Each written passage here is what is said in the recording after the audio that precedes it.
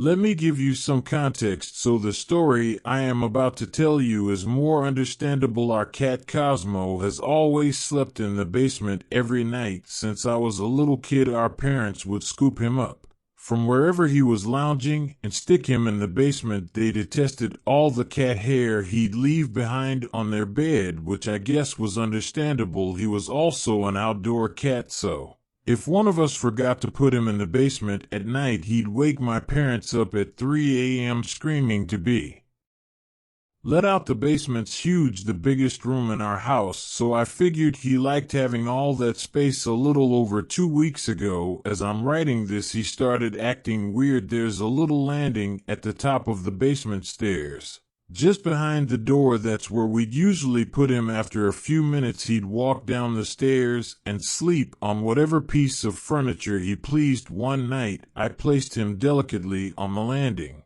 and gently shut the door, something I'd done a million times. As I was filling my water glass in the kitchen, though, I heard him meowing from behind the door. That was odd. He usually tried to down the stairs immediately I finished filling my glass and walked over to the door, wondering if someone had maybe forgotten to fill his dish. I opened the door and he darted out into the living room as if he were chasing something. I checked the dish and it was completely full. Weird, I thought. Turning to go find him, I put him back on the landing step, closed the door, and that was that. The next 2 nights were essentially the same. I'd put them on the landing, close the door, and start getting ready for bed. After a few minutes, I'd hear him repeatedly meowing. I'd go over to the door, and it was always the same thing. He'd just linger at the top of the stairs, refusing to go down. I worried that maybe he was just getting old, but that was a thought I didn't want to confront just yet. It killed me to do it, but I just ignored him, knowing he'd walk down the stairs eventually. The day after that, he refused to enter the house at all. Usually when he wanted to come in, he'd just hang out at our front steps or by the back door until one of us saw him through the glass and let him inside. At one point, I noticed him curled up on our dorm. I went to let him in, but he didn't move. I went out and petted him a little before going back inside. A few hours later, I walked by the door again and saw that he still hadn't moved. It was getting late, so I picked him up and carried him inside, which he wasn't too happy about. I knew he didn't want to go to sleep downstairs, so I let him sleep in my room that night. It wasn't a big deal, and he seemed a lot calmer that way. Of course, that solution didn't last. For the next few days, my dad kept complaining that someone was leaving the basement door open. He was mad because it was letting all the cool air escape downstairs. Air conditioning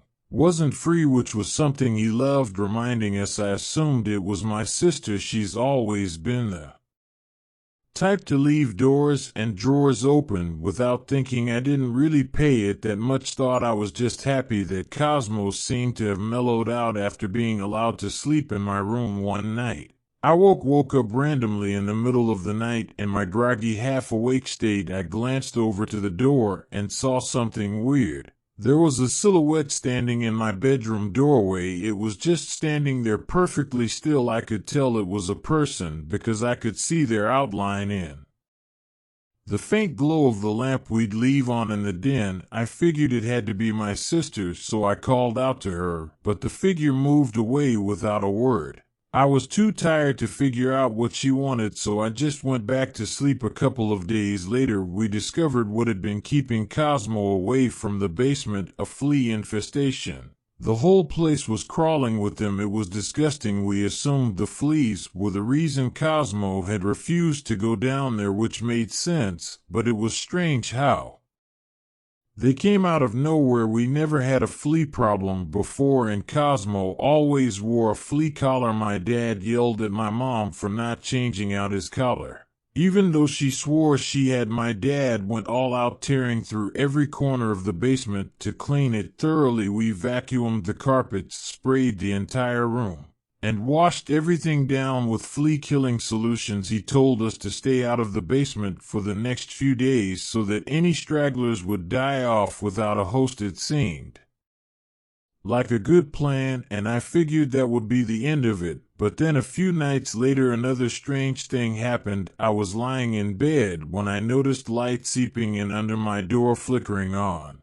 and off like someone was playing with the hallway switch. I told myself it was probably just my dad getting up to use the bathroom or something, but the flickering continued going on for longer than seemed normal. It was starting to freak me out, but I couldn't bring myself to check it out. I lay there, heart pounding, staring at the bottom of the door, hoping it would stop. Eventually it did. I forced myself to fall asleep after that, but I've never felt more uneasy in my life. A few more days passed without incident. My dad said the basement was probably clear, which was great because I had been missing playing video games down there.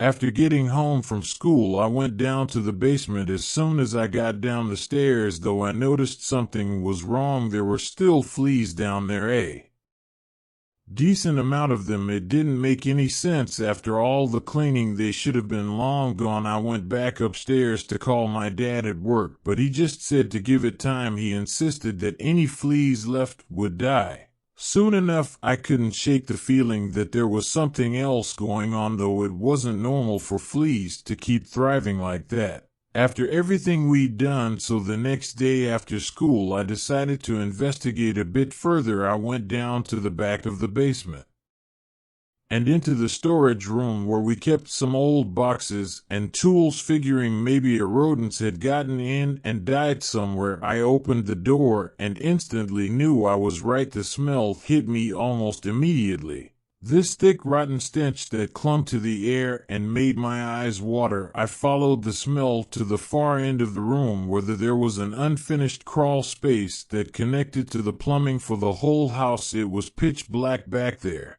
and the smell only got stronger as I stepped closer. I didn't want to go in there. It was too dark anyway. I turned to grab a flashlight, and that's when I heard it breathing. It was faint at first, but steady, like someone was hiding in there. I froze. I felt a pit forming in my stomach. The breathing got louder, as if whoever or whatever it was coming closer. I backed away before I could react. I saw a figure lunge toward the end of the crawl space, moving fast. A hand reached out for me, but I jumped away before it could grab me. I didn't stay to get a better look. I ran upstairs as fast as I could, slammed the basement door shut, and called the police. When they arrived, they searched the house, but there was no sign of anyone. They found some empty chip bags and food wrappers stashed to the crawl space, but that was it. Whoever had been down there had escaped through the storm door at the back of the basement. The officer said it was probably a homeless person who'd snuck in looking for shelter,